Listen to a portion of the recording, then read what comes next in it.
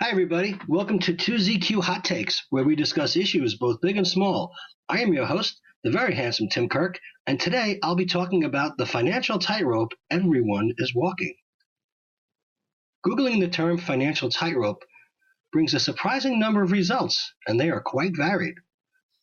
It would be fair to say that most of us are, or believe we are, walking a financial tightrope at all times. This is a common theme in financial journalism. To give you an idea how prevalent this is, FinancialPlanning.com posted an article about 19 people who will change wealth management in 2019, including this bit about Jay Powell, Fed chairman. Since being nominated in February 2018 to be the Fed chairman, Jay Powell has been on the receiving end of a parade of barbs from the White House. Indeed, the president has ramped up public pressure on the Fed far more than previous administrations. Powell was able to walk a tightrope through the summer and fall, but then volatility and the stock market turned into freefall as the year drew to a close. As of December 19th, all major U.S. stock indexes were down for the year, putting even more of a spotlight on interest rate decisions. MarketWatch posted an article in January of 2015 stating 70% of American families walk a financial tightrope. This is somewhat dated and skewed by Pew, but the Great Recession may be officially over, but American families' finances have not recovered. The majority of American households, 70%, face financial strains on income, expenditure, and/or wealth, while 55% of families are savings limited, meaning they can replace less than 1 month of their income through liquid savings, according to the Precarious State of Family Finances, a report released, this is in 2015, by the Pew Charitable Trusts, an independent nonprofit group in Philadelphia. And while employment earnings grew 22% for the typical worker between 1979 and 1999, it's changed little in the past decade, and between 2010 and 2013, stock ownership fell for all but the top 10% of earners. Our analysis finds that many American families, even those with relatively high incomes, are walking a financial tightrope, says Erin Currier, director of Pew's Financial Security and Mobility Project. Most have little, if any, cushion to absorb an unexpected financial setback. It's a precarious state that threatens not just financial security, but upward mobility. Despite household spending falling back to levels not seen since 1990, fewer than half of American families still report being income constrained, which means they reported household spending greater than or equal to their monthly income. Debt is also a growing problem. Now remember, this is 2015. Some 8% of households are debt challenged, facing monthly payments equal to 41% or more of their gross income, Pew found. And the percentage of households with problematic debt levels, typically measured as greater than 40% of their gross monthly income, hit 9.2% in 2013. That was 6 years ago. For households headed by people 55 or older, up from 8.5% in 2010. According to a separate report from the nonpartisan Employee Benefit Research Institute. Their debt levels reached 65.4% of gross monthly income in 2013, up from 63% in 2010 and 54% 2 decades ago. Wow. And that's 6 years ago. There's an article in military.com, which apparently serves the U.S. Armed Forces and their families, from May of 2017. Living paycheck to paycheck is stressful. The concept brings to mind a tightrope walker wobbling on the high wire. Unfortunately, it's a reality for many Americans. A USAA study in 2016 revealed a third of their members were walking that tightrope. Are you?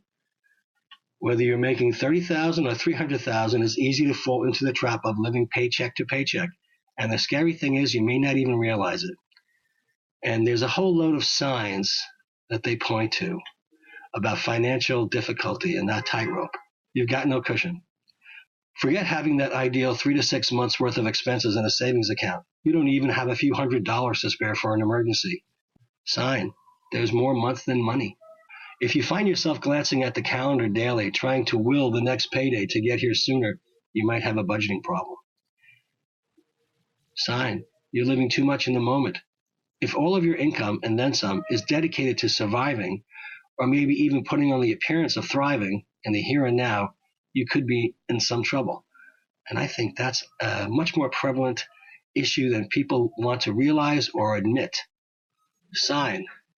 The hamster wheel is turning fast. Sign.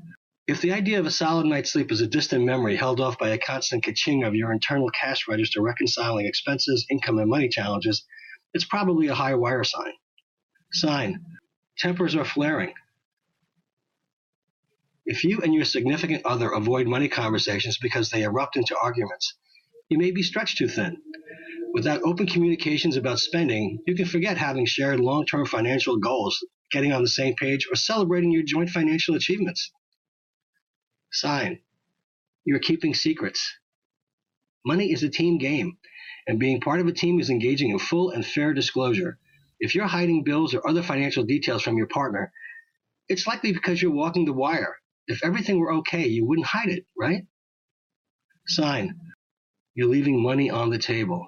If your day-to-day cash shortages lead you to turn your back on an employer's offer of matching contributions to your retirement, you're clearly pulling a high wire balancing act. In each of these cases, the way down from the high wire requires a commitment to change. Your financial revolution begins with an honest assessment of where you stand and the dedication to move forward. Fair enough.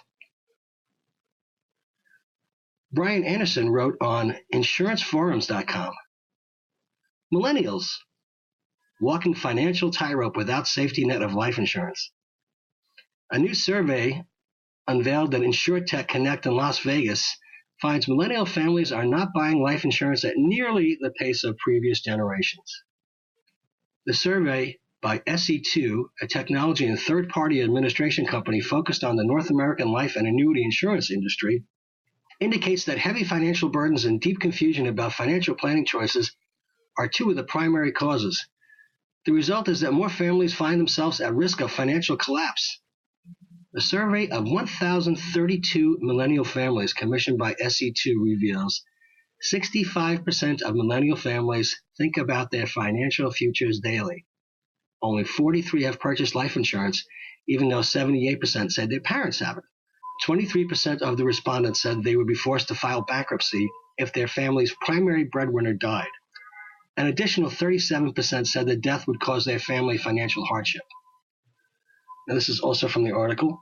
Millennial families are under a lot of pressure. They face more student loan debt and other financial obligations than previous generations, said Vinod Khatru, CIO of SE2. They also face a more complex and confusing set of financial planning choices with the disposable income they do have. That can lead to a kind of paralysis, where millennials worry for their futures but don't take the actions necessary to secure greater peace of mind. Student loan debt and other financial burdens weigh heavily. When millennial families were asked their primary factors in the decision not to purchase life insurance, less than 10% said they were simply uninterested in insurance or did not see its value. In fact, 56% said they want to buy insurance in the future. For most, debt and other financial concerns were the biggest reasons for deferring the decision. Specific reasons cited for not purchasing insurance include student loan debt, 30% of respondents, saving for a home, 29%, mortgage payments, 19%, couldn't afford life insurance, 30%. A complex set of choices and lack of financial education create paralysis. Beyond competing financial considerations, millennial families also face a complex set of financial planning choices, which can lead to confusion and paralysis in decision-making. A limited understanding of life insurance was evident throughout the entire survey results. 46% of respondents said they would be more likely to purchase life insurance if they were more knowledgeable about it. 23% said that life insurance was for older people. 18% complained that life insurance was too difficult to obtain. 10% said they did not know how to acquire life insurance. Ultimately, this study is encouraging because it tells us that millennial families do value insurance. Well, it ends with a quote that says, "It falls upon the insurance industry to meet millennials where they are by creating product, tools, and processes that connect with how they live and buy financial products today." The nationwide survey conducted in 2018 surveyed 1,032 millennial families. Millennial families were defined as multi-person households with either a spouse, live-in partner, or children.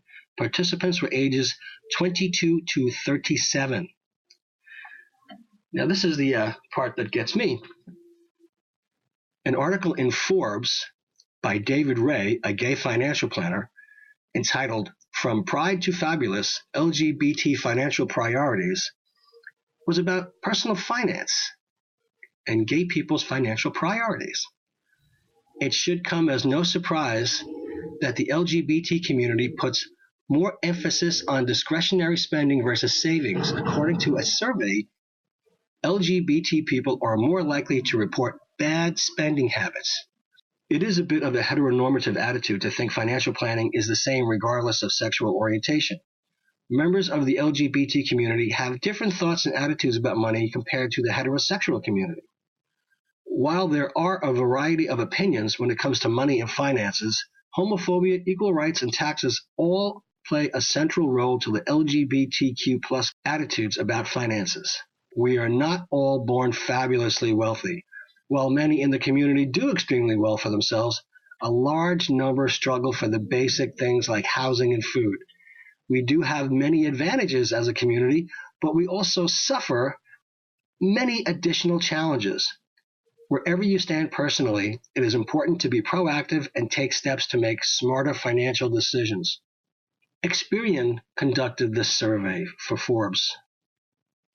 It was an LGBTQ finances survey. It was conducted in May of 2018. It should come as no surprise that the LGBT community puts more emphasis on discretionary spending versus savings, according to the survey. Paying credit card debt also ranked higher than saving. This kind of makes sense when you think about many of the stereotypes of the LGBT community and its large spending power. We make discretionary spending a priority. Entertainment, dining out, and travel are a staple for many in the LGBT community. The discrepancy is more pronounced when you specifically break out the gay men. This group prioritized travel 11% more than the general population. This is odd. Surprisingly, we prioritize spending on clothing 8% less than the general population. With all that travel, one might expect more money being spent for clothing. 62% of the LGBT community have experienced financial challenges based on sexual orientation. Other frustrating statistics revealed in the survey include 13% of respondents reported harassment in the workplace, and 12% reported being less likely to get a specific job or promotion. In addition to survey results, marriage inequality has cost some couples financially. Higher taxes and not taking the typical steps that a legally married couple would normally take to achieve financial security are two big reasons. Fear of discrimination pushed many in the community to live in specific parts of the country or even specific parts of a city. This can greatly increase the average cost of living. The survey didn't address those kicked out of their childhood homes or whose parents contributed less to college than they might have a straight child. These factors can indirectly hurt career opportunities for LGBTQ students and add to the burden of student loan debt. Members of the LGBT community are also less likely to seek out professional financial planning advice. And when it comes to LGBTQ credit card usage, it appears our community loves credit cards. 55% of respondents reported using a credit card to build up rewards or miles. For the most part, the younger the respondent, the more likely he or she would be using a credit card to establish credit worthiness. This also falls in line with the desire to increase credit limits. Credit card usage and motivation don't diverge much between the LGBT and heterosexual communities. As regards to savers versus spenders, 52% of respondents would describe themselves as savers. Conversely, 29% identified as spenders. A deeper dive revealed negative financial attitudes are more prevalent in the LGBT community when compared to the heterosexual community. We are less likely to care about our credit scores. We feel less in control of our finances, and there are less of us who are contributing to our retirement accounts. Additionally, LGBTQ people are more likely to report bad spending habits. We are also more likely to struggle to maintain good saving habits. However, there is some good news. As we age, many in our community improve in those areas. As previously mentioned, LGBTQ respondents reported feeling less in control of their finances. That number was 44% for LGBTQ respondents aged 25 to 34. However, 75% of respondents who were 65 plus felt they had control of their financial situation. As a group, LGBTQ people are more likely to struggle earlier in their adult lives. We've seen large numbers of LGBTQ youth thrown out of their homes or become estranged from their families. Situations such as these can increase the challenges of keeping your finances together in your earlier years. While they can also lead to problems later in life, they are more likely to be pronounced earlier in life. The biggest financial concern for LGBT community across all ages is saving for retirement. The youngest group, 25 to 34, is most concerned with paying off debt, while the oldest group, 65 and older, is most concerned with having money left over at month end after paying bills. And he ends the article by saying, while overspending is never a good thing, at least the respondents are aware of the areas they are likely overspending. Again, these include dining out, traveling, etc. So, if everyone is either walking that tightrope or concerned about it, we cannot possibly be doing as well as a number of factions would like to have us believe.